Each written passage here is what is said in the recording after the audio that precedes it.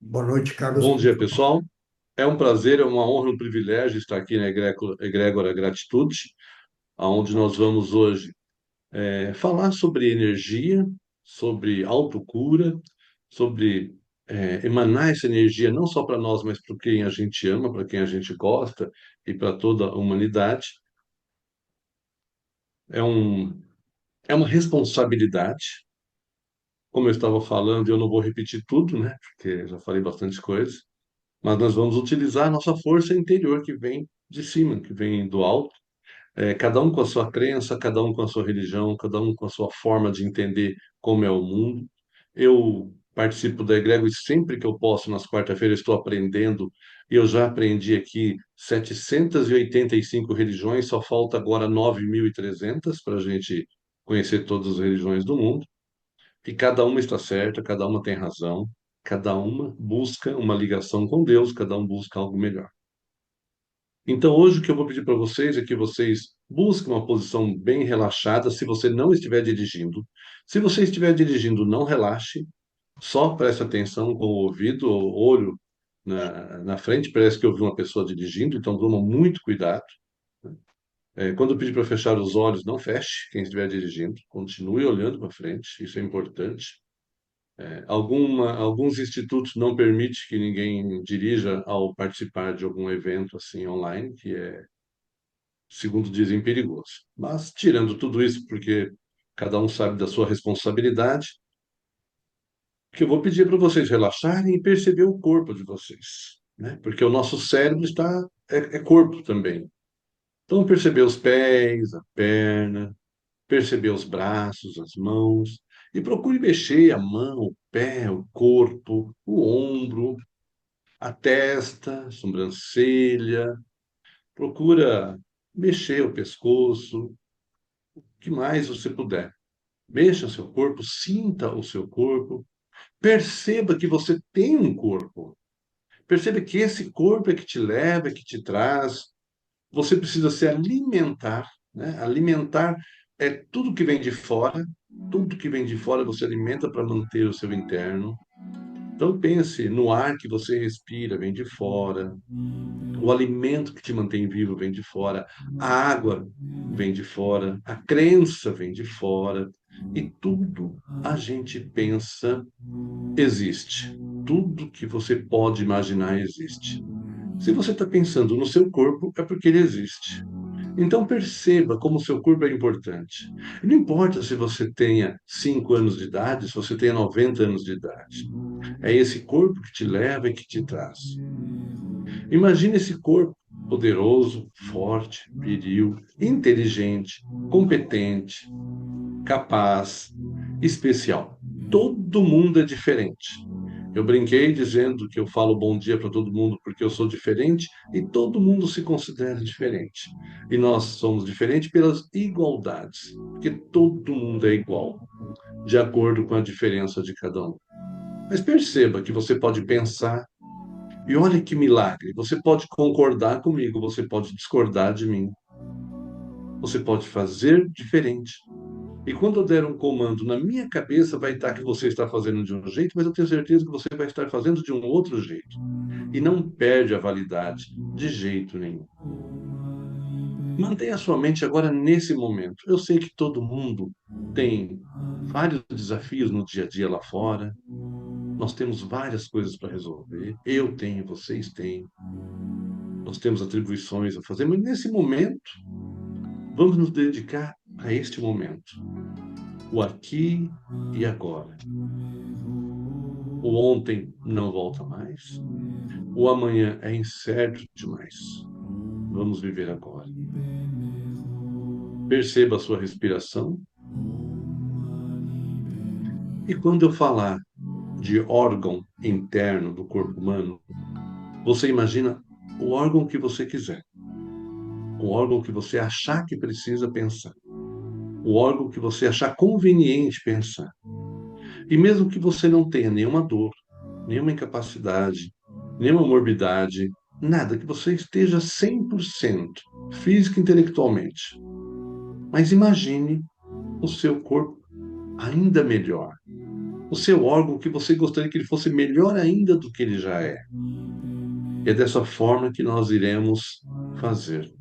E quando você imaginar o seu órgão, imagine também, ao mesmo tempo, que o nosso cérebro é incrível, imagine os seus amigos, seus parentes, as pessoas que estão na lista.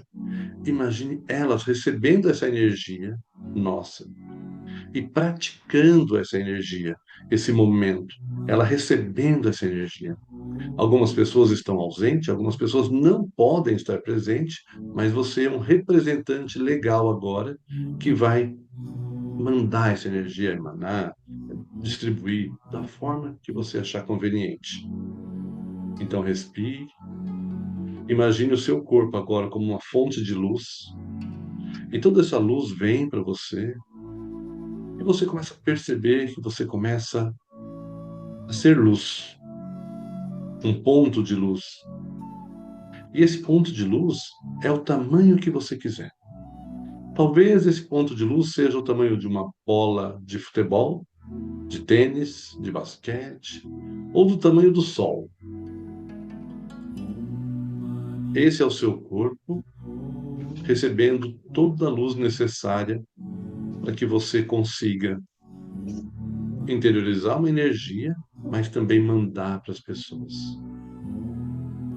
Eu vou fazer esse exercício agora e depois eu vou falar o nome das pessoas e eu encerro novamente com energia. Então imagine agora uma energia forte, vibrante, reluzente, potente, entrando pelos seus pés, vindo do solo. E essa energia sobe. E quando essa energia começa a subir, você começa a imaginar o seu corpo luz recebendo essa energia e você direciona ao órgão número um. O órgão número um que você quer direcionar essa energia. Agora imagine esse órgão que você pensou regenerando, trocando as células velhas, antigas, ou até com defeito ou machucada, trocando por células novas. E você vai trocando essas células. Pode ser em qualquer órgão do seu corpo. Pode ser o cérebro, pode ser o coração, pode ser qualquer órgão. E você sente essa energia que subiu pelos seus pés, tomando conta do seu corpo, direciona para aquele órgão que você quer, o número um. Imagine ele se regenerando, trocando as células. E as células novas vão tomando conta. E você percebe que se você tem poder, você vai para o órgão número 2. E você repete no órgão número 2. E essa energia, juntamente com essa vibração, com essa luz, do tamanho que você quer, vai atuar no órgão número 2. E novamente, esse órgão começa a se regenerar. Aonde ele troca uma célula nova, forte, e dispensa aquela célula velha, antiga, machucada, doente, com defeito. E o seu corpo tem esse poder da regeneração, da biogênese, da mudança de célula. E novas células estão sendo produzidas. E essa energia ela é infinita. Tão infinita que você começa a pensar no seu órgão número 3, que também você quer que ele se regenere, que ele fique novo de novo, se faça novo novamente. E você então imagina na sua mente esse órgão trocando as células, dispensando as células antigas, doentes, velhas, machucadas, e recebendo novas células. E o seu corpo ele tem uma competência, uma capacidade incrível de produzir células. E você começa a produzir aos milhares, aos milhões, aos bilhões de células novas, trocando aonde você quer. E agora, eu dei um exemplo de 3 órgãos. Como a energia é infinita e os seus órgãos são variados, vou dar um tempo de uns 15 segundos, porque a nossa mente é potente, vibrante. Em 15 segundos você vai imaginar agora todos os órgãos do seu corpo que você quer fazer essa troca de células. Mas pode pensar rapidamente, porque o seu cérebro é potente, sua mente é incrível e vai te obedecer. Seu inconsciente é poderoso. 15 segundos, imagine tantos órgãos você quiser, recebendo essa energia, a luz e essa transformação.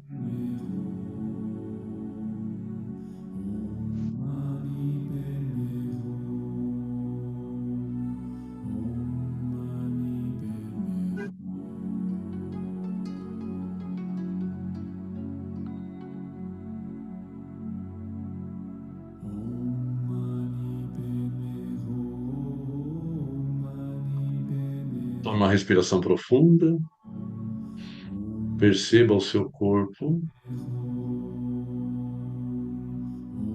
perceba o seu corpo trabalhando a seu favor, a sua mente trabalhando ao seu favor. E agora que você é uma pessoa que está com essa vibração, com essa energia, nada melhor do que compartilhar. E você vai mandar agora para aquelas pessoas que você acha que precisa da sua ajuda espiritual, mental, energética. O nome não importa, o apelido não importa. Essa pessoa que pode ser um parente, um amigo, um familiar ou um desconhecido, além das pessoas que eu vou citar os nomes. E quando eu citar o nome de uma pessoa, imagine rapidamente na sua mente, eu vou falar o nome pausadamente, ela recebendo toda essa energia, toda essa vibração de amor e cura no organismo dela, de uma forma que ela possa perceber, sentir e melhorar, seja lá o que for que ela precisa ser melhorada. E talvez até ela tenha energia para seguir o seu caminho, e seja esse caminho qual for, mesmo que seja contra a nossa vontade ou contra o nosso desejo, se assim for, a necessidade dela e não o nosso egoísmo. Respire profundamente. E agora eu vou citar o nome das pessoas que mandaram para a lista, para nós citarmos o nome de cada um. Outra respiração bem profunda. Imagine como sua mente é poderosa, como seu corpo é poderoso, quantas viagens o seu corpo já fez, quantas viagens o seu cérebro já fez, a sua mente, o seu poder, quantos desafios já enfrentou, quantas pessoas você já ajudou, quantas pessoas já te ajudaram, quantas pessoas ajudaram naquela hora que você nem imaginava, que talvez você nem sabia que precisava, mas essas pessoas te mandaram energia, citaram o seu nome, te abençoaram, da forma dela, da religião dela, do jeito dela. Não nos cabe aqui julgar se é certo ou se é errado, só aceitar, emanar, ajudar, vibrar, torcer, porque você é forte, você é poderosa, você é poderoso. Todos nós somos. E de uma forma igual. Não existe ninguém pior do que você e não existe ninguém melhor do que você. Algumas pessoas estudaram uma língua, outras estudaram 3 línguas, outras 11 línguas. Mas a comunicação, na hora que você mais precisa, é uma vibração energética, é um abraço. Isso, a linguagem do abraço é universal, independente da religião, da cor, independente de qualquer coisa. Talvez a sua luz tenha uma cor amarela, talvez vermelha, talvez azul, talvez verde. Não importa a cor da sua energia, a cor da sua vibração. O que importa é a sua intenção, a sua forma de vibrar. Pense no seu corpo novamente. É esse corpo que você tem.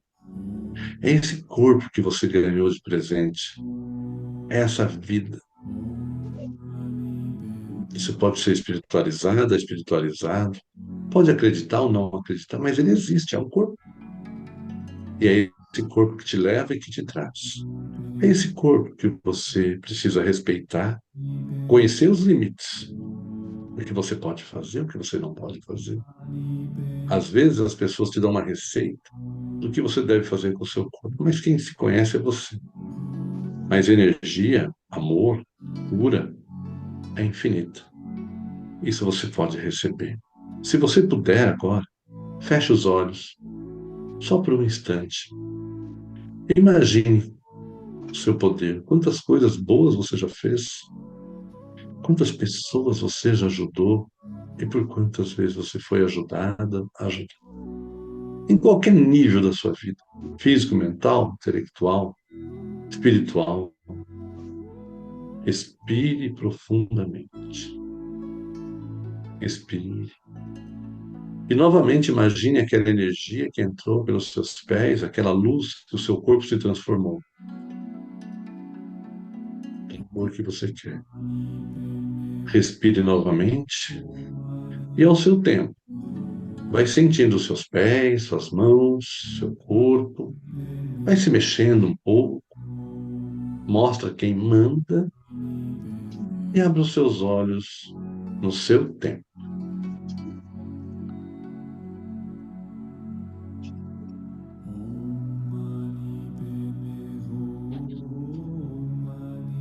Se você puder aumentar o som um pouquinho agora, Renato, eu te agradeço.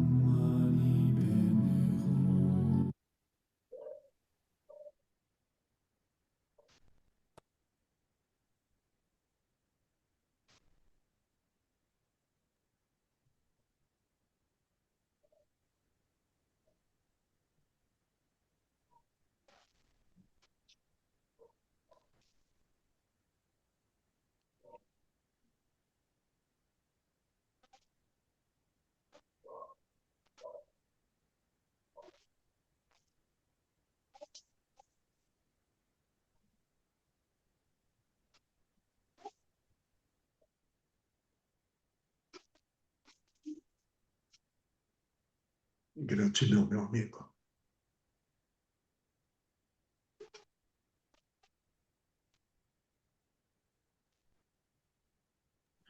Não estou te ouvindo, Renato. Eu disse gratidão. Ah, não ouvi. Gratidão. Gratidão a todos.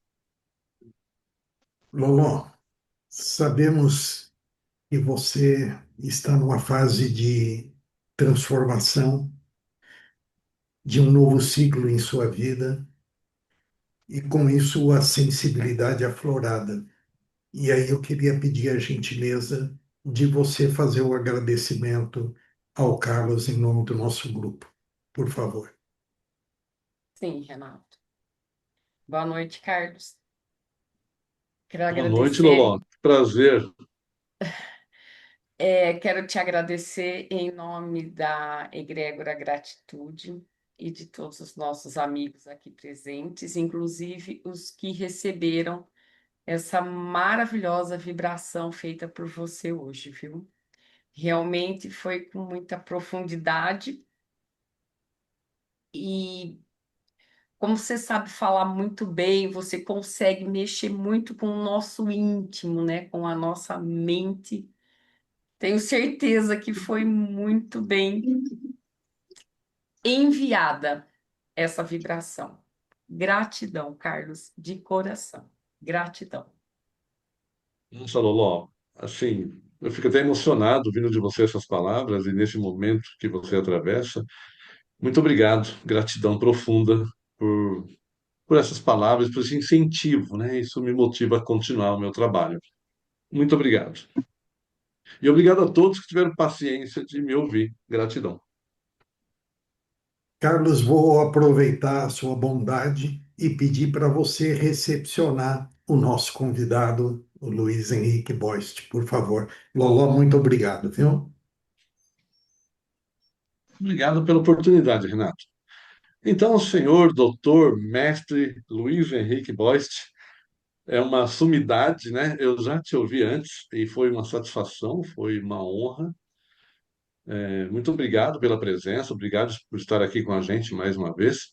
E eu quero aprender mais um pouquinho hoje, eu quero me enriquecer do seu vocabulário, do seu conhecimento. O tema que você vai abordar eu achei incrível, né? Que é que nós estamos vivos hoje, então Cristo vive, então ele é eterno, então está eterno dentro da gente. Obrigado pela presença, espero que você se inspire e traga para a gente o que você tem de melhor dentro de você para compartilhar com a gente. Gratidão e a palavra é toda sua. Muito obrigado. Obrigado, Carlos. Obrigado, Carlos. Obrigado, Renato, pelo convite. Outra vez, obrigado a todos os amigos da Egrégora, gratitude. Obrigado à querida Cláudia Paixão, que serviu de ponte entre nossos corações e mentes. E fico muito feliz que chegou o dia. O Renato tem essa capacidade extraordinária de planejar as coisas com antecedência, e há muito tempo nós estávamos agendados para hoje. Aceitei imediatamente com carinho, como sempre foi. Só não sabia que ia estar com uma sinusite avassaladora e por isso talvez eu tussa um monte durante a fala. Mas eu vou tentando lubrificar com água morna que está aqui do lado e daí provavelmente vai dar certo. Melhoras. A energia que o Carlão conduziu aí vai estar emanando sobre você. Ah, com certeza, sim, eu creio plenamente na capacidade de autorregeneração do corpo, dificilmente uso remédios, não uso antibiótico e, inclusive, nesses casos, as pessoas também têm muito medo da dor e eu acho que a gente não pode ter medo da dor. Claro, existem níveis de dor, né? Mas correr para remédios em qualquer dor mínima não me parece o mais adequado. O corpo tem a capacidade de superar, inclusive a dor. Basta nós não nos concentrarmos nela, né? Não deixar que ela se torne o elemento central daquilo que nós estamos sentindo. Tem tanta luz, para que se concentrar em pingos de sombra, né? Não tem sentido. Então, o tema hoje, combinado com o Renato, é a volta eterna do Cristo eterno.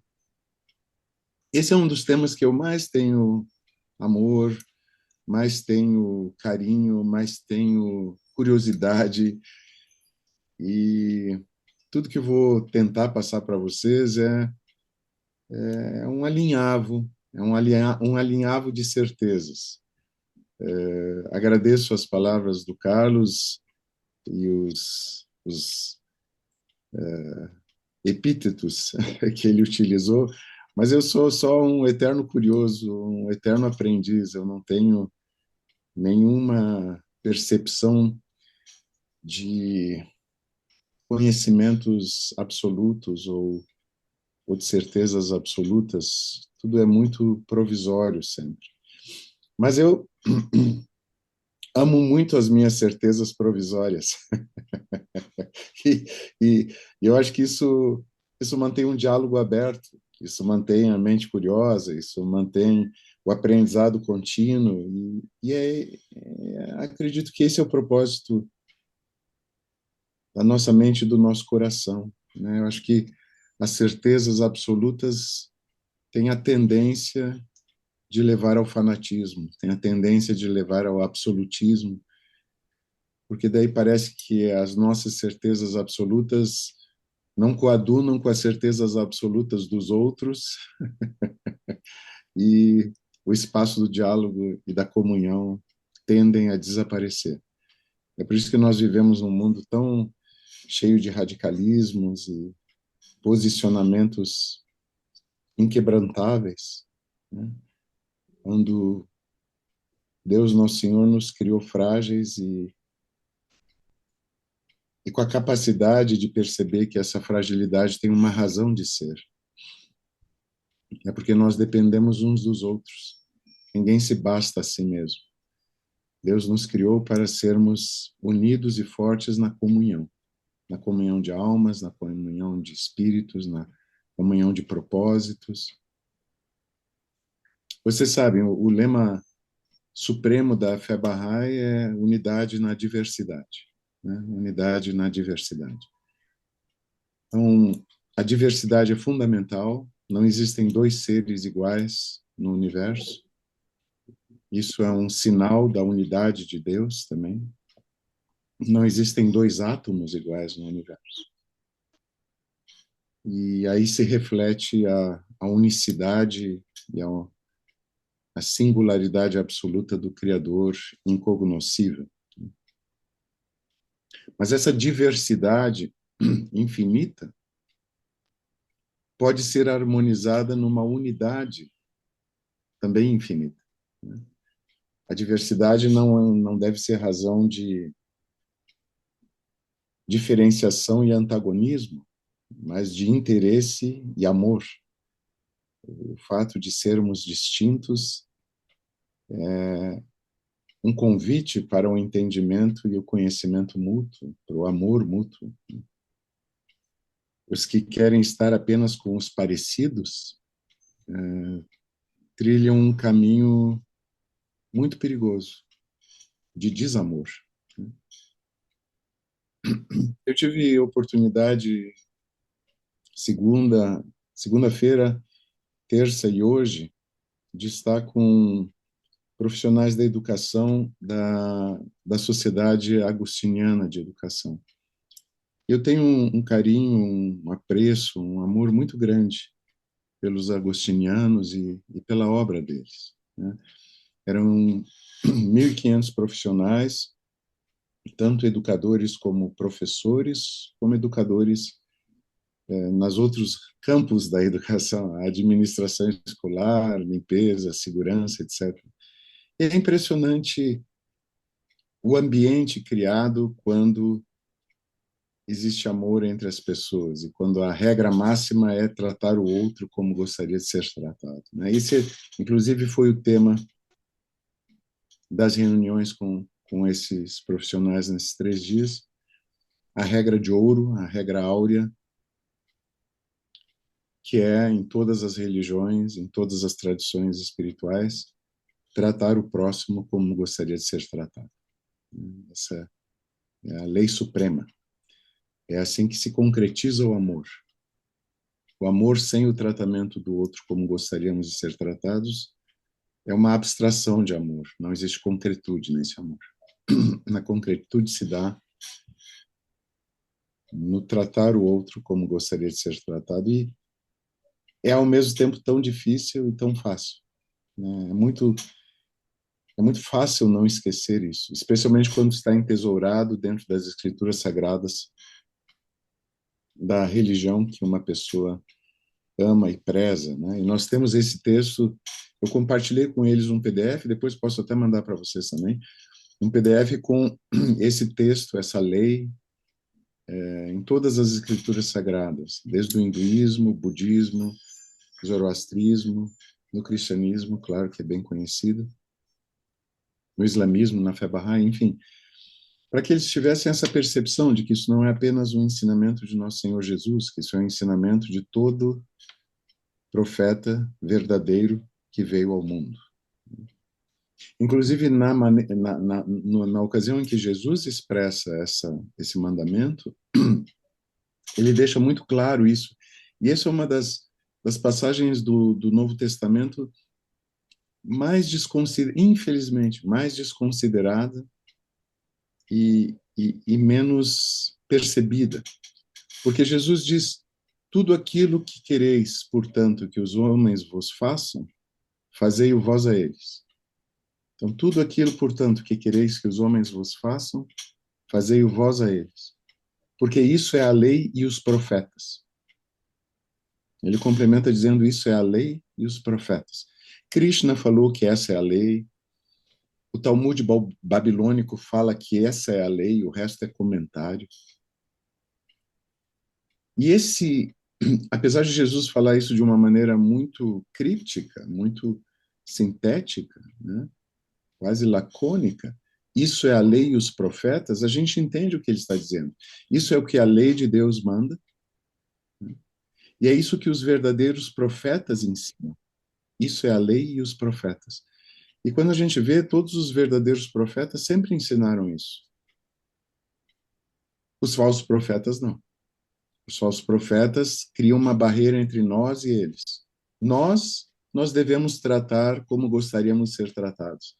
Mas podemos tratar eles de uma maneira como não gostaríamos de ser tratados.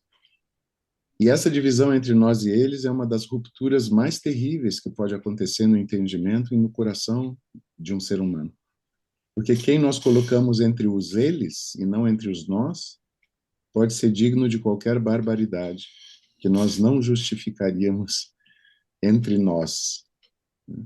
E se a gente perceber, todas as tendências dogmáticas e fascistas ou fascistoides na história humana decorrem desse princípio de criar um nós artificial que separa as pessoas dos outros, os eleitos dos demais, que são os condenados.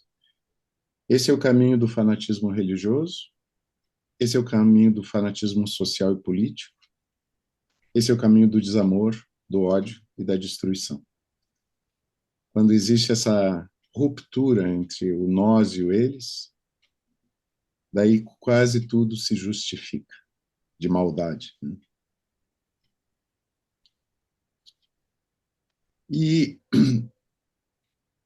por mais que seja grande o meu amor e admiração pelos grupos cristãos organizados, e ele é imenso, minha gratidão a eles é imensa, é difícil falar com esses grupos de uma maneira mais aberta, mais direta, aquilo que hoje eu consigo falar de maneira aberta e direta com vocês. Porque o acolhimento de vocês é diferente, a abordagem é diferente, o entendimento é diferente. Se eu fosse falar sobre a volta eterna do Cristo eterno com os textos que quero compartilhar com vocês, muitos dos que me abraçam e me mostram afeto em ambientes mais religiosos, se afastariam de mim e se sentiriam ameaçados. Isso é uma pena. Isso é uma pena. Então, nem tudo que um homem sabe pode ser dito. Bahá'u'lláh, num dos seus textos, ele diz isso. Nem tudo que um homem sabe pode ser dito. Nem tudo aquilo que pode ser dito pode ser considerado adequado à pessoa que escuta. E nem todo dizer adequado pode ser considerado oportuno. É necessário muita cautela e muita sabedoria ao utilizar as palavras, né? Palavras, Bahá'u'lláh também diz, têm espírito. As palavras têm espírito. E se nós não somos ajudados por Deus a escolher as palavras adequadas, nós podemos causar muito mal. Lá com esses profissionais, esses 3 dias, uma das coisas que eu mais repeti foi o extraordinário dito de Jesus, porque vocês lembram, ele estava sendo acusado de comer comida não kosher, comida não ritualmente preparada, né, conforme as leis judaicas. E daí ele diz que o que contamina o homem não é o que entra pela sua boca, mas o que sai da sua boca. O que contamina o homem não é o que entra pela sua boca, mas o que sai da sua boca. Então nós temos que ter muito cuidado, especialmente em ambientes profissionais gregários, como são escolas, né? Com aquilo que nós dizemos, porque às vezes um dito atravessado ou desconforme com as leis do amor, da paciência, pode causar um mal enorme nos relacionamentos. As palavras têm que ser usadas com cautela. Mas aquilo que eu preparei para compartilhar com vocês hoje vai aqui quase sem nenhuma cautela, porque eu já conheço o ambiente, conheço a acolhida, conheço a capacidade de percepção de grandes verdades transcendentais que não sejam propriedade paroquial. E isso é extraordinário, isso é lindo, isso é emocionante. Não são muitos os espaços onde a gente consegue ter essa liberdade. Um outro que me vem à mente, que é fascinante, que eu sempre faço questão de estar, é um encontro promovido pelo Centro de Estudos Budistas Bodhisattva, lá em Viamão, no Rio Grande do Sul, região metropolitana de Porto Alegre. Uma vez por ano eles fazem um, um retiro de vários dias, e num deles eles convidam representantes de todas as religiões e tradições espirituais possível para estar com eles, presencial ou remotamente. E é lindo, é lindo. É lindo como uma linda e gostosa salada de fruta. Luiz, E diga, eu vou pedir a gentileza, de fazer uma colocação. pois não? Quando você esteve conosco pela primeira vez, você compartilhou alguns PDFs que são instruções que você havia escrito, havia estudado e desenvolvido dentro da Fé Bahá'í. Uhum, E eu salvei elas comigo, releio elas até hoje, mas eu sei que muitos aqui na sala ainda conhecem muito pouco, né?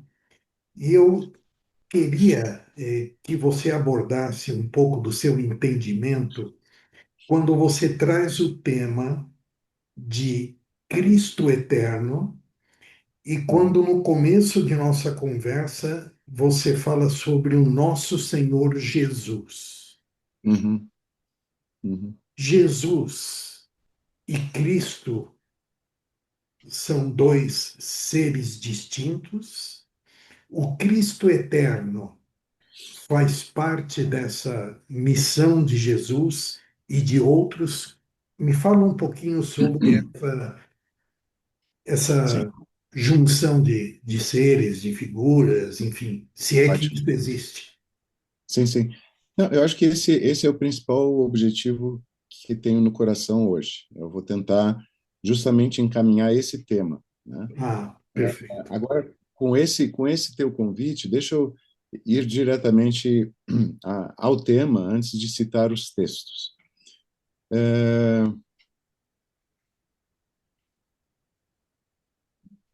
Quando eu trago a figura de Jesus eminente, santa, sagrada e beatífica, acima de outros nomes que seriam igualmente sagrados e beatíficos, é porque nós estamos num ambiente cristão.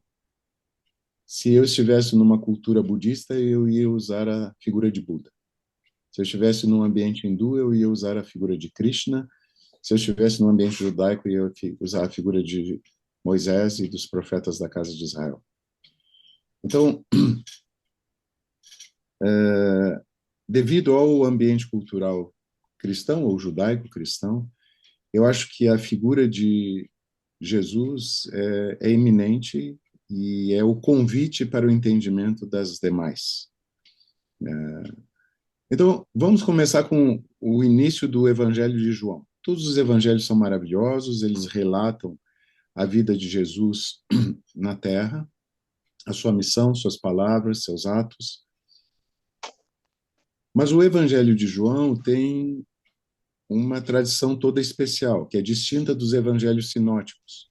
Mateus, Marcos e Lucas, os chamados sinóticos, eles têm uma mesma pegada, uma mesma origem, muito provavelmente a origem maior é o Evangelho de Marcos, que é o mais antigo de todos. O Evangelho de João não. Ele tem outra matriz, ele tem outra raiz, ele tem outra fonte, e ele é muito mais espiritual na sua abordagem das coisas do que os demais três. E o início do Evangelho de João é uma das passagens mais lindas que existe em todas as escrituras sagradas. Vocês sabem, eu gosto de mergulhar nas escrituras sagradas de todas as religiões. Mas de todas elas, realmente, esse texto inicial de João é magnífico. Quando ele diz que no princípio era o Verbo, e o Verbo estava com Deus, e o Verbo era Deus. Tudo que foi feito através dele, e nada do que existe, existe senão através dele. Essa colocação do Verbo é extraordinária, é magnífica. É claro que o Verbo, o Logos, o ser eterno, já era uma tradição platônica, já era uma tradição grega, até pré-platônica, né? Pré-socrática. O verbo é a palavra, né? Nós temos a tradução do João Ferreira de Almeida em português e algumas traduções em espanhol também utilizam o termo verbo, como existe o verbo de Deus. Em outras línguas, no inglês, no alemão, no francês, o termo é palavra, né? Das Wort Gottes, em alemão, the Word of God, em inglês, a Parole de Dieu, em francês, e assim vai. Mas o João Ferreira de Almeida colocou na nossa língua, em português, e a tradução da Reina Valera, em espanhol, utiliza o termo verbo. E verbo é um termo muito específico e muito lindo que nós podemos utilizar. Existem traduções atuais em português que também utilizam palavra. Começaram a colocar, no princípio era a palavra, e a palavra estava com Deus, e a palavra era Deus. Depois fica complicado, porque quando João Ferreira de Almeida diz, e o verbo se fez carne, e habitou entre nós, e daí então temos que entender que o verbo é a palavra, e a palavra no feminino é Jesus, que é masculino. Quando está o verbo no masculino e Jesus no masculino, fica mais fácil. Jesus era o verbo, pronto. Mas, de qualquer maneira, as duas coisas se referem a essa noção mística de que tudo o que existe foi criado pela palavra. O Gênesis fala isso de uma maneira simbólica, mas bastante evidenciável, digamos assim. Deus diz, haja luz. Tudo sempre Deus diz, haja, haja, haja isso, haja aquilo. Daí nós temos os 6 dias da criação a partir da palavra de Deus, da pronunciação. Se e é. Se e é. Tudo é criado pela palavra. Essa palavra é intermediária entre Deus e os homens. Entre Deus e a criação. Existe Deus, incognoscível, o ser absoluto, como Jesus diz, Deus é espírito e é incognoscível, porque é infinito, nós não podemos compreender quem Deus é. Então existe Deus. E a criação só existe porque ele falou, haja luz, haja terra, haja animais, haja o ser humano. E tudo foi criado a partir da palavra, do verbo. Esse verbo, que é a palavra, é, portanto, entendido como o intermediário entre Deus e os homens. É o criador de todas as coisas. O verbo é o criador. Por isso, São João diz que tudo que existe, existe através dele, e nada do que existe, existe senão através dele. Dentro de uma visão cristã, Jesus é o verbo, é o Logos eterno, que se manifestou entre os homens, porque depois adiante, também no primeiro capítulo do Evangelho de João, ele diz, o verbo se fez carne e habitou entre nós. E ele se refere a Jesus. Só que coisas iguais, semelhantes, equivalentes, foram ditas por todos os profetas. Todos eles se colocaram como intermediários entre Deus e os homens. Então, dentro de uma visão cristã, Jesus é o intermediário entre Deus e os homens. E o único caminho. Porque Jesus diz: eu sou o caminho, a verdade e a vida, ninguém vai ao Pai senão por mim. Uma coisa repetida ad infinitum pelos cristãos há 2000 anos. E isso é verdade. Só que Buda diz a mesma coisa, Krishna diz a mesma coisa, Baha'u'lláh diz a mesma coisa. Então, se nós investigamos tradições espirituais distintas, nós vamos ver que os profetas dessas religiões afirmaram coisa equivalente. Claro que cada tradição religiosa acha que apenas a sua afirmação é verdadeira e as outras todas são falsas. Ora, o fundador da fé Bahá'í, Baha'u'lláh, que vocês sabem, nós acreditamos ser um profeta de Deus, que veio no século XIX, o ensinamento de Baha'u'lláh é de que todos estão certos. Todos estão certos. Existe um só verbo de Deus, um só intermediário entre Deus e os homens. E os profetas todos, Krishna, Zoroastro, Moisés, Buda, Jesus, Muhammad, o Bab, Baha'u'lláh e outros tantos que a história esqueceu o nome, mas que nós sabemos que existiram, todos eles são manifestações na Terra do mesmo verbo. Então, a maneira como Baha'u'lláh ensina isso é através da metáfora do sol. Ele diz: há um só sol, que seria como Deus. Inatingível. Inatingível. E o sol cria todas as coisas, com a sua luz e o seu calor. Então, na verdade, quando nós dizemos que sem o sol não haveria vida, nós estamos fazendo uma usurpação de poderes, por assim dizer. Porque não é o sol que cria a vida, são os raios do sol que criam a vida. O sol destrói. Se a Terra se aproximar alguns quilômetros a mais do sol, por amor, por atração à luz e ao calor, tudo na Terra desaparece, porque o sol é inatingível. Deus é inatingível. Mas o sol emite luz e calor. Deus emite luz e calor.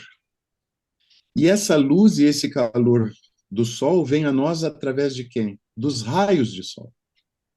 Então, na verdade, não é o sol que cria a vida, são os raios de sol que criam a vida. São os raios de sol que permitem a existência sobre a Terra. Porque os raios de sol são o sol. Se nós perseguirmos um raio de sol da Terra até o astro-rei, é sol. Um raio de sol é sol. Mas é sol numa intensidade que a Terra pode suportar.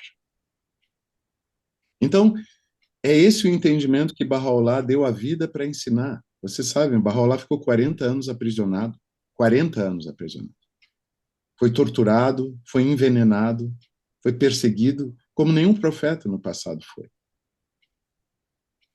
E, no entanto, tudo o que ele tentou dizer é isso.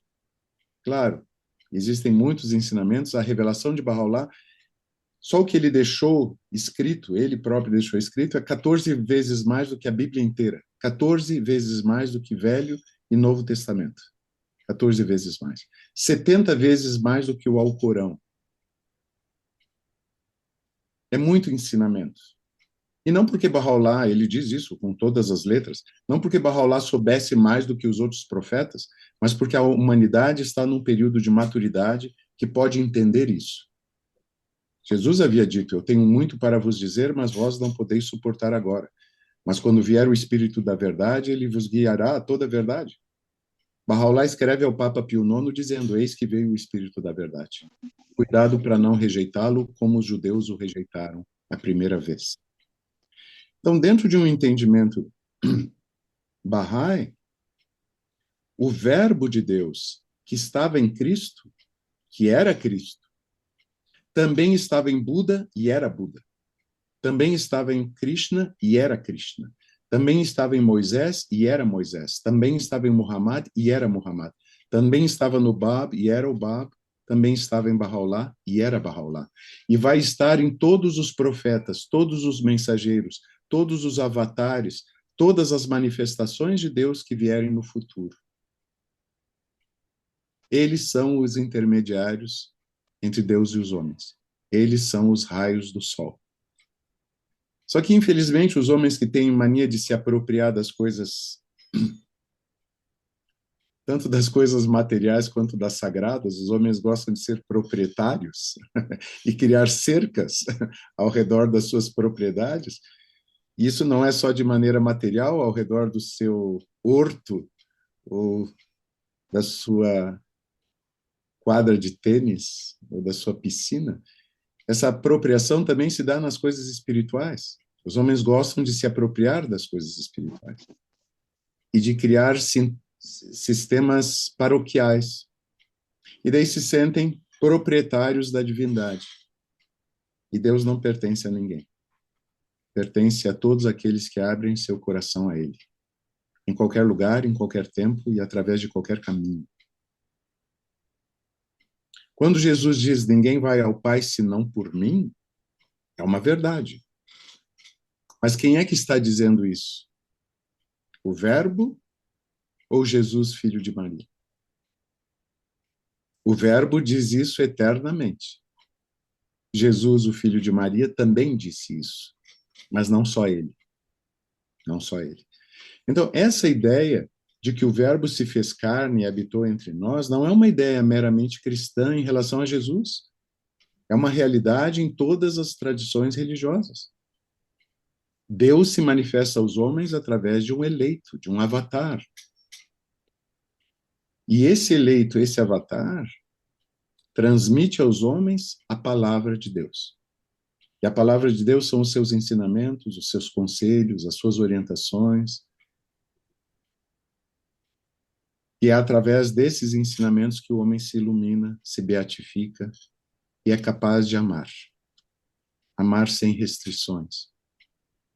Então, basicamente é isso. Não sei, Renato, eu acho que isso responde um tanto a tua pergunta, o teu questionamento, né?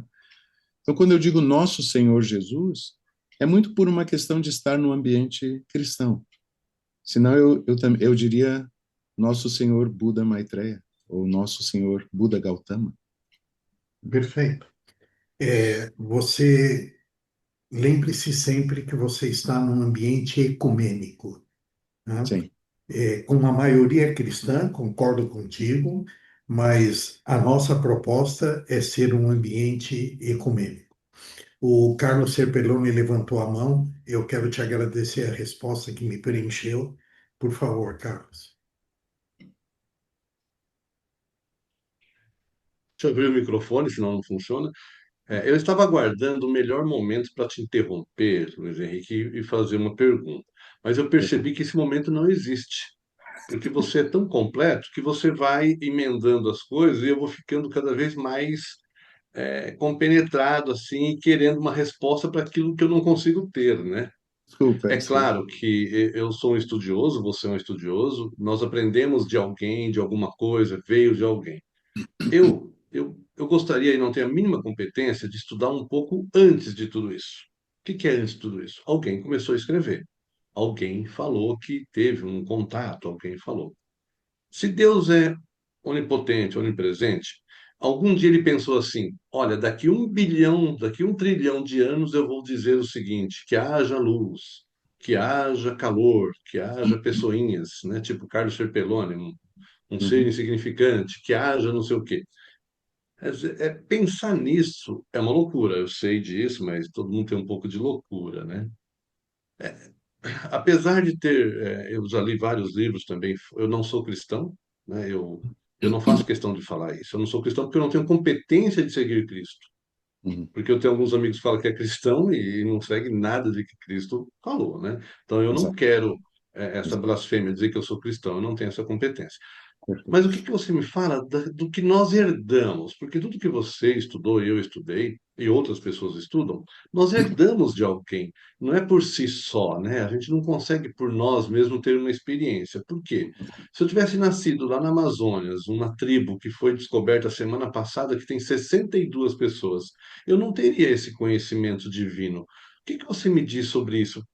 Por favor, se você quer falar, se você pode falar alguma coisa, né? Vou me deixar com mais dúvida ainda. Carlos, olha, o que que eu posso dizer? Bom, primeiro, complementando o que o Renato colocou, Renato, por isso que eu falei desde o início que eu me sinto seguro, porque eu estou num ambiente ecumênico. Por isso que eu sinto que eu não preciso ter papas na língua, entendeu? Uhum. E, e me perdoem também se eu acelerar demais as coisas.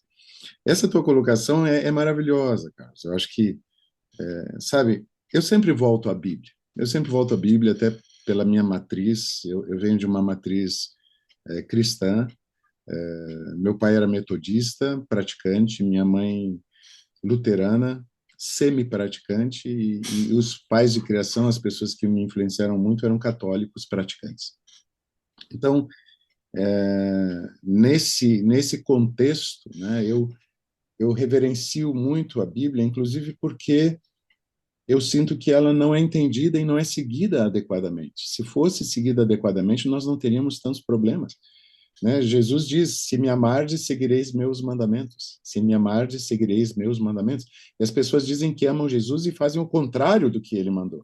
Então, realmente é patético. E não se dá só no cristianismo.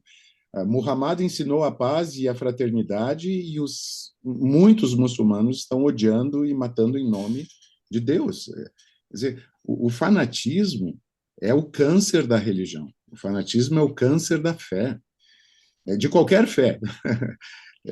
E existe então todos os. O fanatismo mata. No futebol, as pessoas matam por fanatismo desportivo. Então, imagina quando toca em questões tão sagradas como Deus. É difícil manter uma equanimidade.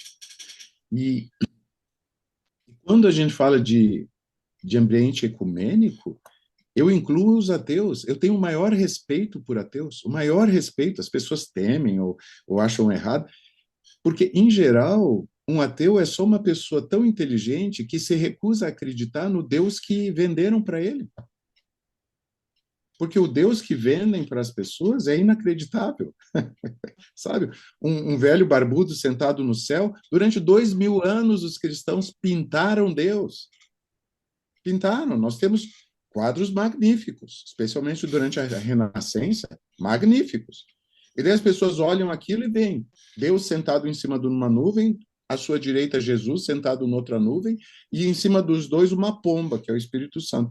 E daí toda essa riqueza mística e espiritual se torna uma falácia pintada. Porque o Deus que está pintado não é Deus. E o Cristo que está pintado não é o Verbo. E o Espírito Santo que está em forma de pomba não é o Espírito Santo. Então, na verdade, eu acredito que um ateu não é alguém que rejeitou a divindade ou a transcendência. Às vezes até sim, e também respeito isso, tudo bem. E muito acho até por falta de referências adequadas, né? Então, isso que tu trazes agora tem todo o sentido. E isso me faz recordar de Isaac Newton. Newton, quando foi receber o prêmio da Academia Real de Ciências, e nós sabemos, Newton, antes de Einstein e de Bohr e de Horkheimer e de Heisenberg, só existia Newton. Antes dos cientistas da relatividade e dos cientistas da física quântica, só existia Newton. Quando ele foi receber o prêmio, ele tem uma frase linda. Ele diz: se enxergamos mais longe, senhores, é porque estamos sobre o ombro de gigantes. Se enxergamos mais longe, senhores, é porque estamos sobre o ombro de gigantes. Jesus diz que quem se humilhar será exaltado, quem se exaltar será humilhado. Nós vemos isso o tempo todo. No mundo da política, isso é uma realidade total. No mundo dos influenciadores, eu não tenho redes sociais, eu não uso redes sociais, eu detesto redes sociais. Eu entendo como um mecanismo necessário nos dias atuais, tudo bem. No passado tinha propaganda, folheto, santinhos. Hoje em dia usam redes sociais. Mas o problema é quando as pessoas se acham mais conhecedoras do que são. Não se recolhem a uma posição de aprendizes permanentes, de humildade diante dos demais, que têm ideias também, que podem ser melhores que as deles. Então, realmente, tu tens razão. Nós dependemos das nossas fontes de informação, nós dependemos de quais são os gigantes sobre os ombros de quem nós estamos nos colocando.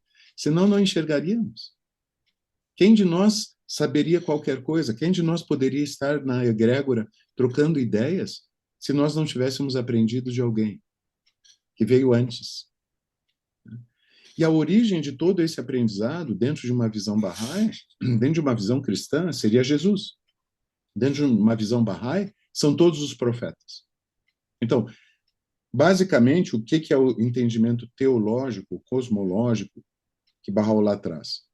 Existe Deus, onipresente, onisciente, que nos dá vida. Ele não criou o mundo e chutou a bola. Não. Deus faz a criação continuamente estar existindo. Se Deus tirasse agora o seu poder criador, nós não existiríamos. Nós somos permanentemente criados por Deus. É Ele que faz nossas células se multiplicarem. É Ele quem nos dá um dia depois do outro. É Ele quem cura as nossas enfermidades, com ou sem remédios. É Ele quem tranquiliza a nossa mente. É Ele quem nos dá poderes de transcendência. Se Deus fosse cessar o seu processo permanente de criação, nada existiria. Então, esse Deus está em todas as coisas, como tu disseste. Está na nossa mente, está no nosso corpo, está na criação, em cada átomo. Por isso, Bahá'u'lláh, citando uma tradição islâmica, ele diz: quem conheceu a si mesmo, conheceu a Deus. Quem conheceu a si mesmo, conheceu a Deus. Muitas pessoas entendem isso pensando que um dia nós vamos conhecer a Deus. Eu entendo um pouco diferente. Eu entendo como dizendo que um dia nós nunca vamos nos conhecer. Porque nossa alma é infinita. Nossa caminhada é infinita. Nosso destino é a imortalidade. Então, aproximar-nos do absoluto é uma caminhada absoluta, eterna, sempre mais em direção à luz, sempre mais em direção à plenitude, sempre mais a caritas, a caridade, ao amor em Deus, por Deus e para Deus. Então, eu acredito que tenhas toda a razão. Nós não poderíamos estar aqui dialogando e trocando ideias intelectuais e emocionais se nós não tivéssemos aprendido. E a origem de todo aprendizado, dentro de uma visão Bahá'í, é a palavra de Deus. Ela traz, então, ao mundo aquilo que Deus dispersa nas almas e nos potenciais, aquilo que cada um de nós em si é Deus, digamos assim, mas Deus se manifesta através de um eleito, de um avatar, do seu verbo que habita entre os homens. E a intensidade da luz, da guia, da bondade, do amor que emana desses verbos, ou desse verbo em vários corpos, é inigualável. Nenhum ser humano, por mais brilhante, por mais santo, por mais dotado de intelecto e de cultura, se assemelha ao que foi feito por Buda, por Jesus, por Muhammad, por Krishna, por Zoroastro, por Bahá'u'lláh. Não se assemelha. Eles foram todos perseguidos, aprisionados, envenenados, crucificados. Muitos deles tiveram uma vida de missão curtíssima. Jesus, só 3 anos. Muhammad, 23 anos. Bahá'u'lláh, 40 anos. Mas, apesar da vida curtíssima, a luz que eles emitiram transformou civilizações. Qual ser humano pode aspirar isso? Mesmo os mais nobres seres humanos, a gente pode mencionar alguns aí do século XX, Mahatma Gandhi, me vem à mente logo, eram devotos desses santos manifestantes de Deus. Eram devotos destes santos profetas. Se nós tomamos Santo Agostinho, extraordinário, santo e doutor da igreja, se pegamos São Tomás de Aquino, que traz uma harmonização entre a filosofia aristotélica e o cristianismo, se nós pegamos essas grandes mentes e grandes corações, nenhum deles pretendeu ser a origem da luz. Todos eles diziam ser um reflexo da luz. A luz era o verbo. Eles refletiam a luz. O Marcos e a Júlia parece levantar a mão. Sim, antes de passar para eles, eu quero participar desse diálogo de vocês dois aí, até para poder ter a liberdade de, na minha ignorância, colocar um ponto de vista e poder ser corrigido por você. Eu vejo que, ao falar de Deus, né, uma coisa que dificulta muito esse entendimento na sociedade é que nós queremos compreender o que seja Deus, né? E compreender, né, é cercar, Isso, circundar. isso. E não é possível É isso. cercar ou circundar Deus. Então, quando ouvimos um homem como você falando tudo o que tem dito, quando ouvimos o Carlos se posicionando, é muito, muito difícil de ser ateu de algo que eu não consigo compreender. É muito possível ser seguidor de algo que eu não consigo compreender, né? E na minha visão, um Cristo, um Jesus, um Buda, um Krishna, eles não escutaram um ser dizendo para eles assim: vai lá e faça isso. Na minha visão, esse ser deixou leis na natureza, no universo, que são inexoráveis, e esses seres, esses profetas, eles, na sua escala evolutiva, eles adquiriram a capacidade de fazer essa leitura Uhum, dessas leis uhum, e trazê-las para nós. Então, uhum, eu não consigo uhum, imaginar Jesus sentado em algum lugar conversando com o pai uhum. dele, que vai dizer para ele assim: olha, vai lá na terra, né, Claro, e faz. Mas consigo claro. entender esse ser numa escala evolutiva, compreendendo, né, essas leis que foram deixadas e procurando trazer para nós, né? E aí nós, homens, né, na nossa grande ignorância, como você falou da quadra de tênis e do ter, né, nós pegamos textos sagrados maravilhosos e trouxemos eles para a Bíblia de acordo com a nossa conveniência. Então, entra esse livro, não entra esse livro, Uhum, coloco essa tradução, esse texto desta forma, porque dessa forma vai trazer para o que eu quero que acreditem, né? Porque se nós pegarmos todos os livros, inclusive aqueles agnósticos, falei palavra errada, os evangelhos Apócrifo. e apócrifos, obrigado, né? Se pegarmos todos esses livros, eles são de uma grandeza, de uma beleza inigualável, né? Mas eu realmente acabo acreditando que, ao se construir a Bíblia, ela foi um instrumento que o homem formatou para poder adquirir os seus poderes, as suas diligências, enfim. Então, eu só queria ter a oportunidade de externar esse sentimento perante homens como vocês, assim, até para ser corrigido se eu estou exagerando em alguma coisa. Então, gostaria de te ouvir, depois eu passo ali para o Marcos, que agora ele abriu a janelinha dele. Por Tá favor. bem.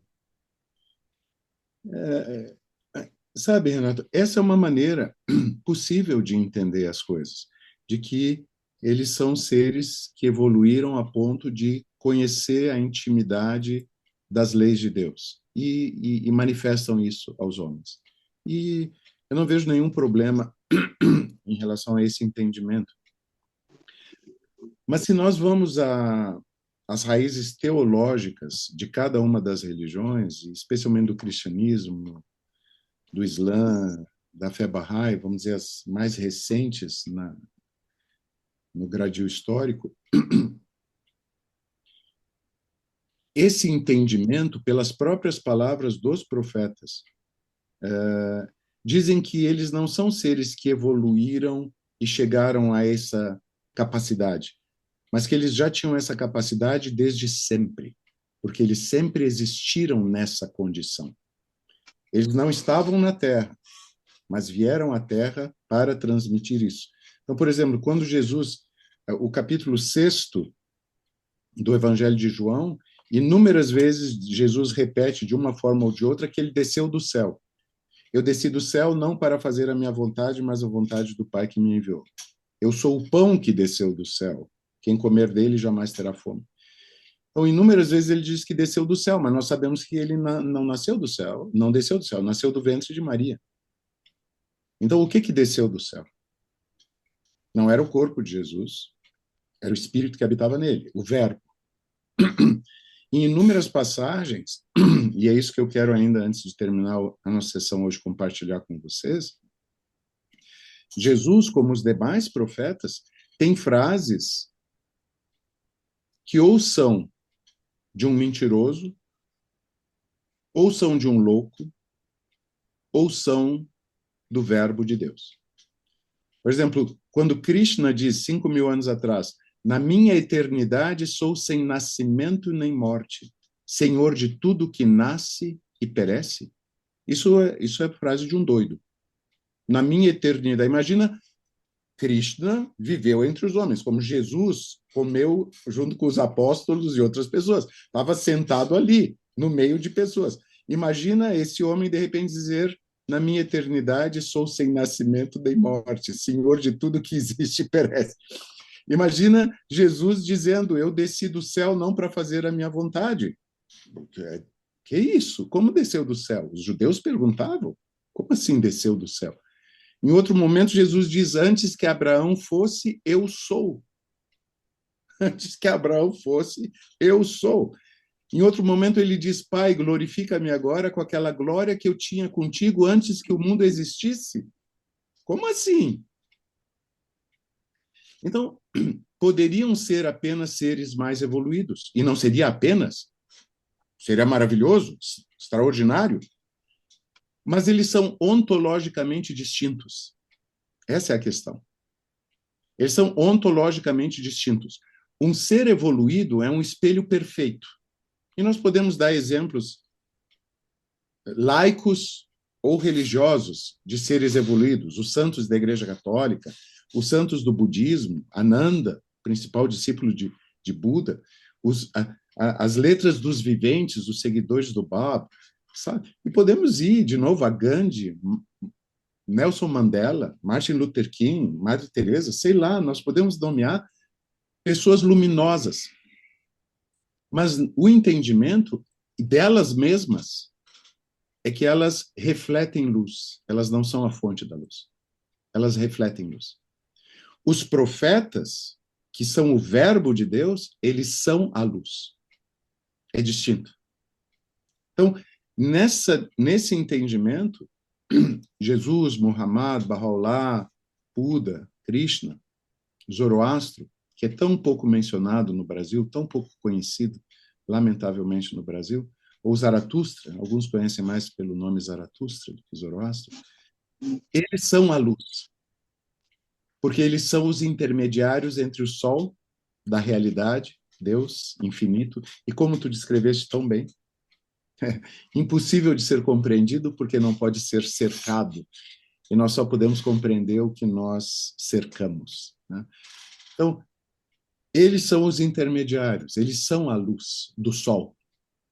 O sol emite luz o tempo todo, e os raios do sol são os profetas de Deus. Então, ontologicamente, eles são diferentes. Um espelho perfeito, de cristal, bem feito, pode cegar. A luz refletida no espelho pode cegar, de tão intensa ela é. Mas é um reflexo, não é origem. Tá bem? Obrigado pela clareza. Carlos, vou fazer a fila andar, porque senão o Luiz depois não consegue nem terminar o que ele havia trazido para nós, tá?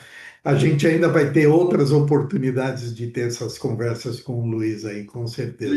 Aliás, Renato, é difícil terminar, porque eu me lembro também que da outra vez ele não terminou, ele não vai terminar nunca.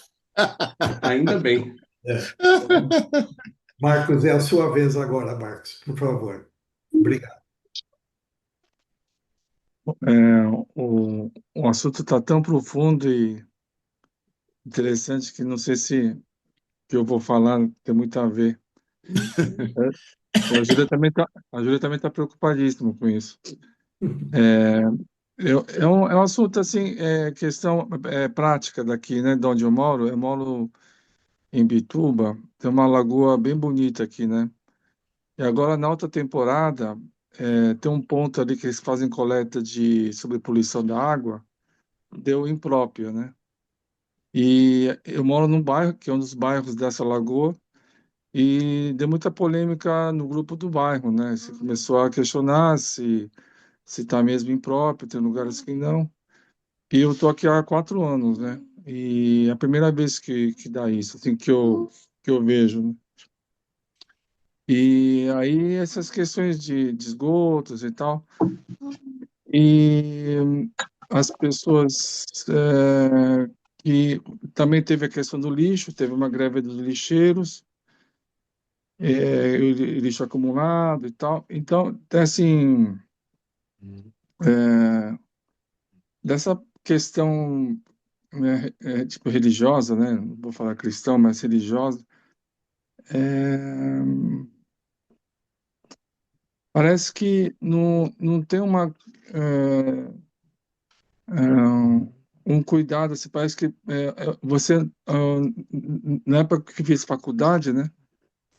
A gente muito pensa em lote, assim, no teu lote, né?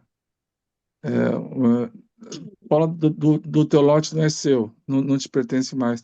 Então parece uma coisa assim parece que precisa pensar no teu quarteirão, no teu bairro, né, na tua cidade, que a e por que não, né, já que é questão de Deus que inventou tudo isso e tal, criação, e não tem esse cuidado que é um lugar que as pessoas vão fazer lazer, né? As crianças vão nessa água e nessa época pegam virose e, é uma loucura, né? Que nem em São Paulo, né? Rio Tietê tem essa questão também há muitos anos que querem despoluir e é uma casa de Deus, né? E por que não tem esse cuidado o ser humano, né? O homem, sim, não tem esse cuidado como se cuidasse da tua grama, né? Do teu jardim, que se cuida do teu jardim, do teu lote, né? Não cuida de uma coisa mais geral, né? Parece que a praia, que nem um Réveillon, né? Réveillon vai lá e suja toda a praia, fazem desejos e pedidos e deixa o lixo todo. Não tem uma preocupação de levar o lixo para casa, né? O outro vai limpar, sabe? Uma coisa assim deixa para o outro. Então, não sei se isso é, fica, né? Isso que você falou, né? O que o outro faz e o que o outro faz em você, enfim, isso que... E a Júlia queria falar que ela achou muito complicado o assunto, que era o da Umbanda, né? Então, não consegui entender muito bem o que vocês estavam falando, mas achei muito interessante. Uhum. É isso. Marcos, É, eu acho que esse teu relato mostra muito o quanto a humanidade se afastou da lei, da regra áurea, de tratar o outro como gostaria de ser tratado. A humanidade se desencaminhou espiritualmente, os homens começaram a achar que as coisas materiais é que eram importantes e não as coisas espirituais, as pessoas se afastaram da verdadeira espiritualidade, inclusive dentro de igrejas, dentro de templos, se afastaram da verdadeira espiritualidade, e com isso se afastaram da lei de Deus, que é tratar o outro como gostaria de ser tratado. Então, acaba envenenando o planeta. Não é só a Lagoa em Imbituba. Eu acho Imbituba um lugar adorável, sempre adorei Imbituba. Mas o mundo todo está envenenado. O mundo todo está desequilibrado. Nós temos desequilíbrios atmosféricos, climáticos, que estão tornando a vida inviável e vão tornar pior em muitos lugares do mundo. E isso é consequência do afastamento da lei da moderação e um apego às coisas materiais de maneira alucinada. É lamentável. Tomara que consigam não piorar a poluição e um esforço da população. Toda a população tem que agir localmente, né? Isso é uma regra da ecologia: pensar globalmente e agir localmente.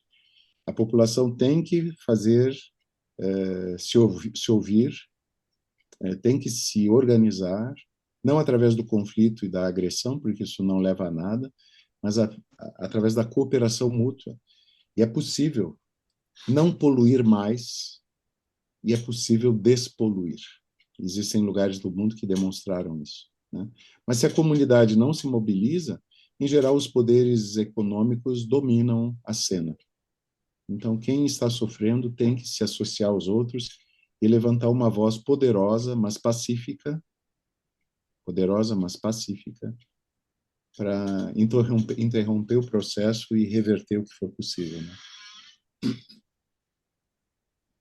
Muito bom. ok, obrigado. Nada, querido. Denis, por favor. Boa noite, Luiz. Boa noite a todos. Luiz, o Carlos, como ele gosta de polemizar muito, só que hoje ele foi bastante sabonete contigo, que eu sei que ele queria fazer outros tipos de pergunta. Então eu vou invocar o espírito do Carlos aqui para trazer essa um pouco Por da favor. polêmica. Em que sentido? Para a gente expandir de fato o nosso Cristo interno, o nosso Cristo, o nosso Jesus, enfim, expandir a nossa consciência. Quando fala-se em religião e várias maneiras de traduzir o verbo ou a palavra, e de que cada uma ela traz de uma maneira, mas todas falando da mesma forma, e principalmente na lei, onde está uma condensação, vamos dizer assim, de todas essas religiões, de uma lei universal, onde faça para o próximo o que gostaria que fizesse para você. Eu queria trazer uma visão assim para a gente tentar expandir aqui e eu entender um pouco melhor também. Dentro de um mundo hoje bem narcísico, vamos dizer assim, onde muito olha por o seu próprio umbigo, uma das traduções, ou, na verdade, desculpa o erro da palavra, uma das interpretações nessa citação, pode-se dizer que, assim como você, eu também estou bastante resfriado, tá? Mas vamos lá que a gente segue aqui. Pode-se dizer que fazer para o outro o que fazer para o próximo o que gostaria que fizesse para mim seria algo muitas vezes voltado ao meu próprio umbigo, no sentido de que fazer para o outro o que ele gostaria que fizesse para ele, e Uhum. não que fizesse para mim. Uhum. Indo até nessa questão das próprias religiões, é como se pegasse essa lei e dissesse assim, ó, vai por mim aqui, porque por mim tá certo, e aí eu faço pro próximo também, né? Mas é o meu aqui. Não o entendimento do Carlos, o entendimento do Denis, o entendimento do Renato, o entendimento do Luiz. O que você acha dentro dessa colocação? O que você poderia trazer para nós aí, para mim, principalmente para o Carlos, que é ele que me mandou essa pergunta pelo WhatsApp, para a gente conversar aqui. Carlão, você é 10. Obrigado pela vibração também. Valeu. Obrigado. Obrigado, Luiz. Obrigado, querido. Obrigado. Não, adoro isso, adoro essa colocação, acho maravilhosa. E eu não tenho medo nenhum de contraditórios, viu? Adoro contraditórios. Eu acho que é só assim que a gente. Quem prega para convertidos já não faz grande coisa, entendeu? Eu acho que o diálogo é o que faz o entendimento de todos os lados crescer, quando existe boa vontade, paz no coração, sem dúvida. E o que tu trouxeste não é antagônico a fazer ao próximo o que gostaria que fosse feito para nós, pelo contrário, é uma ampliação disso. Porque eu estou vendo aqui que o meu computador está com só 4% de energia, não sei, algum problema de não estar recarregando direito a bateria. Mas eu estou com o celular aberto e se por acaso eu cair aqui no computador, eu abro no celular e daí continuo, tá? Não se preocupem, então, com uma eventual queda, não vou me machucar muito. O negócio é o seguinte, nós temos que lembrar que muitas vezes, e a maioria desses textos,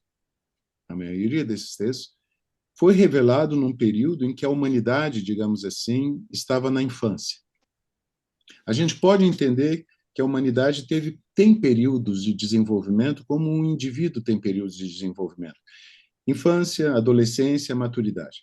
Nós, hoje em dia, estamos na adolescência da humanidade. E isso começou mais ou menos no século XIX. Até o começo do século XIX, as pessoas no mundo inteiro viviam como na época do Império Romano. A vida era como 2000 anos antes. A luz era através de fogo, para cozinhar as coisas era através de fogueira, e não existia nada, não existia eletricidade, não existia medicamentos, não tinha antibiótico, não tinha transporte que não fosse por burro, cavalo ou a pé. Os barcos eram a remo ou com velas. Então, era um mundo totalmente distinto do que nós temos. O século XIX, com a Revolução Industrial, e nós, Bahá'ís, acreditamos, por causa da influência do Verbo de Deus na revelação do Bab e de Bahá'u'lláh, foi transformado. Nós hoje estamos numa outra dimensão. Então, se a gente se der conta que a maior parte dessas mensagens foi revelada no período de infância, da maturidade, essa é a maneira como a gente ensina as crianças. Né? Quando uma criança bate no irmãozinho ou bate no amiguinho na escola, o que um bom professor, o que um bom pai faz? Qual é o bom procedimento, digamos assim? O mau procedimento é dizer, que menino malvado, que feio, olha só o que tu fizeste, é um cavalo mesmo, que coisa feia, bateu no irmãozinho, que menino feio. Esse é o caminho feio, esse é o caminho não educacional. O caminho educacional é dizer, olha só, ela está chorando. Ela está chorando. Por que está chorando? Tu acha que está contente ou está triste? Quer dizer, convida o agressor a se colocar no lugar do agredido. Ele está sofrendo. Se tivesse batido assim em ti, tu ia gostar? Não ia gostar. Esse processo é um processo de sair do umbigo, indo para o umbigo. Digamos assim, é descobrir a alteridade na identidade. O que tu não gostaria que fosse feito para ti, não faz para os outros. Então, entendendo a si, a pessoa vai entender o outro. E esse é o nível mais básico do altruísmo, o nível mais básico. Mas tu tens toda a razão e é trágico o desenvolvimento disso, porque o desenvolvimento disso é, por exemplo, a imposição de tecnologias. É chegar num povo considerado, entre aspas, primitivo, que pode ter uma cultura societária muito mais harmônica e muito menos exploratória do que as sociedades que nós vivemos desenvolvidas, e tentar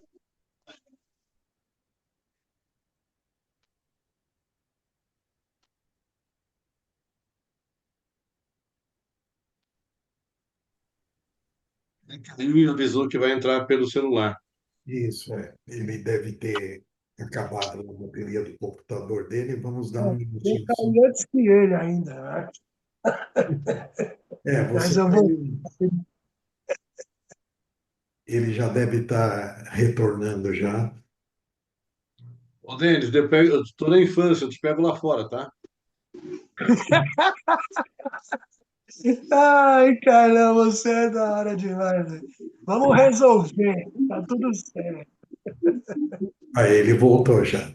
Tá aqui. Só está fechado o teu microfone, Luiz.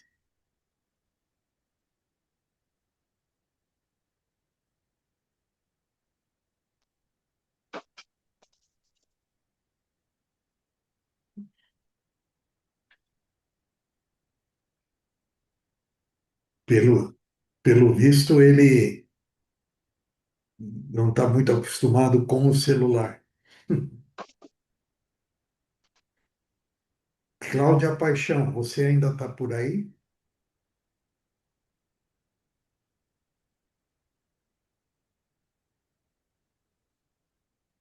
Ai, meu Deus, eu também. Eu falo que eu também não estou muito acostumada com o celular, não. Estou aqui sim. Não, só queria saber se eu posso te chamar depois para fazer o agradecimento para ele. Posso? Claro, vai ser uma honra. Mas se ele conseguir voltar, né? Ah, tá, já está chegando aí de volta. Só continua fechado o teu microfone, Ah, é verdade. o do Luiz.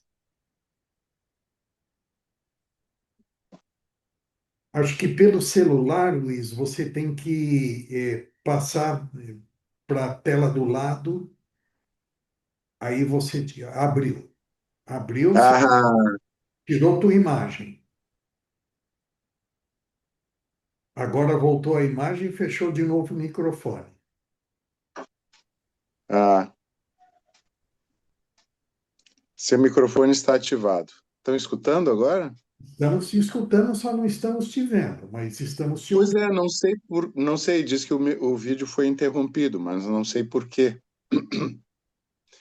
Tá, se não É, importar, estamos te ouvindo. aqui em cima diz modo de direção segura, sair. Eu vou botar esse sair, de repente essa direção segura que está impedindo, não sei. Pode Eu ser. nunca acessei o Zoom por aqui. Deixa eu experimentar. Vamos lá.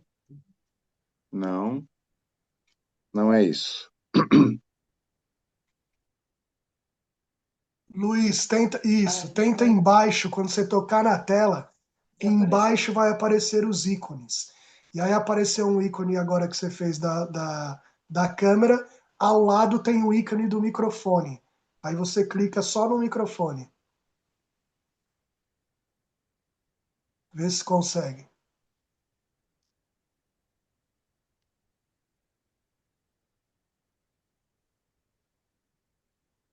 Não.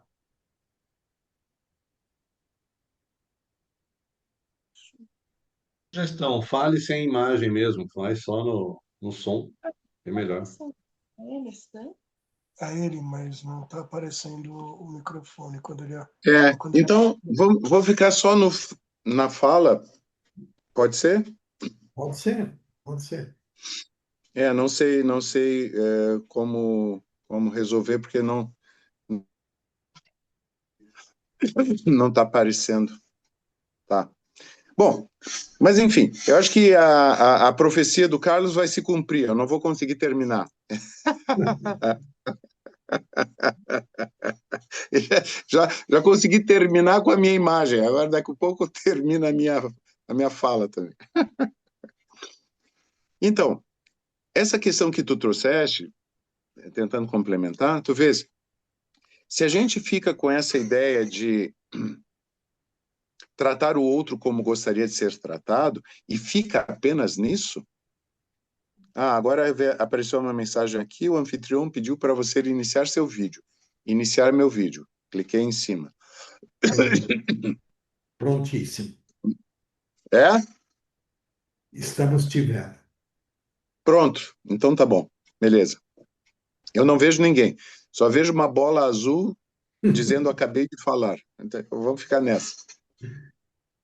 Mas então, veja,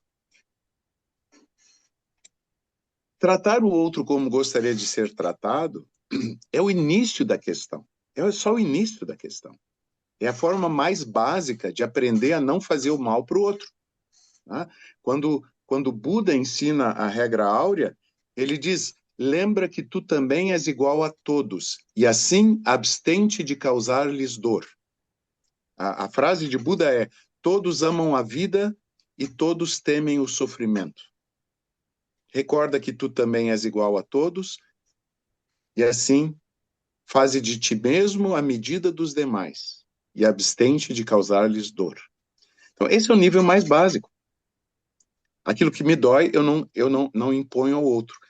Mas sobre esse nível básico tem que ser construído o nível de que eu vou fazer para o outro o que é melhor para ele, e não o que eu quero. E toda a imposição tecnológica e toda a imposição cultural, que na verdade é o colonialismo, né? O colonialismo cultural, o colonialismo financeiro, o colonialismo espiritual, é acreditar que o outro precisa daquilo que eu preciso para ele ser feliz, quando eu mesmo não sei se eu sou muito feliz. Então, essa imposição é inadequada. Portanto, tu tens toda a razão, sabe? É apenas o começo. Tanto é que numa das... Bahá'u'lláh, em pelo menos duas passagens que eu conheço, fala a regra áurea. E numa delas, ele não fica no contexto de amar ao próximo como a si mesmo. Ele termina dizendo: bem-aventurado aquele que ama seu irmão mais do que a si mesmo. Ama seu irmão mais do que a si mesmo. E toda a abordagem de desenvolvimento socioeconômico Bahá'í no mundo, existem milhares de experiências acontecendo no mundo, com universidades, com escolas, com projetos de desenvolvimento agronômico, agrícola, enfim, em todos os campos humanos. Um dos maiores cuidados, eu diria o primeiro cuidado da abordagem Bahá'í, é a sociedade organizada decidir o que ela quer, e através dos seus meios, e não da imposição cultural ou do colonialismo cultural. Não da imposição econômica ou do colonialismo econômico, sabe? Existem modos producentes que são muito mais eficazes nas tecnologias consideradas primitivas do que trazendo tecnologia importada, fabricada em empresas estrangeiras e depois impostas a grande custo, e que a grande custo precisam ser mantidas, sabe? Então tens toda a razão, mas é o começo. O tratar o outro como gostaria de ser tratado é o começo. Depois nós aprendemos a tratar o outro como gostaria ele de ser tratado. E daí nós aprendemos a grande lei da unidade na diversidade. Eu não trato todas as plantas do meu jardim como eu gosto. E eu não trato todas as plantas do meu jardim como as que eu mais gosto gostam. Eu trato cada planta do meu jardim como cada uma precisa ser tratada. Algumas precisam de sombra, embora eu ame as rosas que precisam de sol. Ou algumas precisam de sol pleno, embora eu ame as avencas que precisam de sombra. E daí sim, nós vamos estar tratando cada um como é o melhor para cada um. Perfeito. Essa foi forte. Forte de beleza, né? Forte de beleza. Obrigado. Cláudia Paixão, você, minha amiga, vai ter Presente. a honra de fazer o agradecimento ao Luiz em nome do nosso grupo, por favor. Com muita alegria. Pena que eu tenha que escolher as palavras para usar. Não posso falar as 2.000 palavras que me vêm à mente. É verdade. Esse ano faz 17 anos que eu tenho a honra de conhecer Luiz Henrique Boist. Me lembro de antes da pandemia, quando não havia essa democratização online e tal, que a gente tinha que ir lá para São Paulo para ver e falar. Eu saía, eu ainda morava em Hortolândia, saía de Hortolândia e ia lá para São Paulo para ver ele falar. E hoje a gente tem aí essa abençoada oportunidade de tê-lo aqui. Obrigada pelas suas palavras, pelas pequenas gotas de ensinamento perto de tudo que você tem para passar para nós. Gostaria mesmo de ver você aqui mais vezes. Tenho certeza que todo mundo vai sair daqui, nem que seja 0,000 mexido com as coisas que você falou, ou pensando no que você plantou de pensamento. E eu te falo sempre isso, e vou falar de novo, obrigada por existir. E hoje, um plus, que é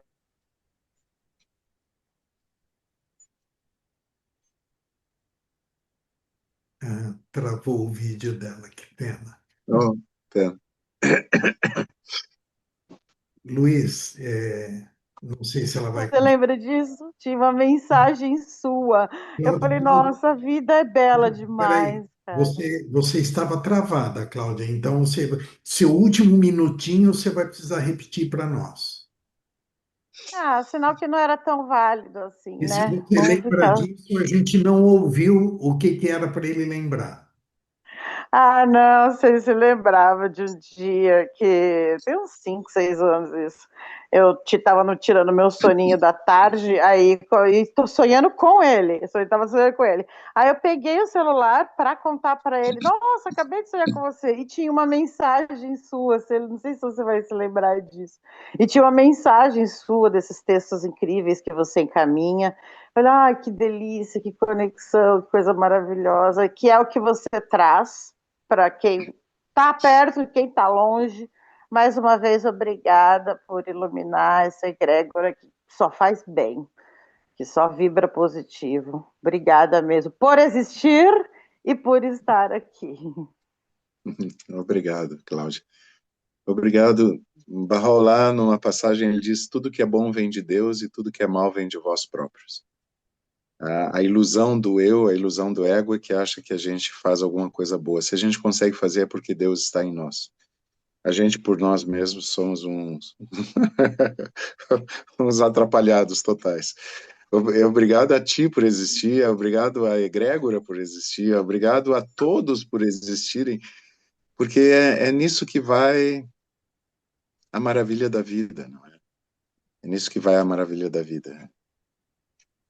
Um aprendendo com o outro, um vibrando com o outro. E como eu disse desde o início, e sempre vou repetir, é um prazer estar com vocês, é um prazer, é um ambiente absolutamente de amor e de acolhimento, e eu sempre vou aceitar, Deus permitindo, todos os convites para estar junto.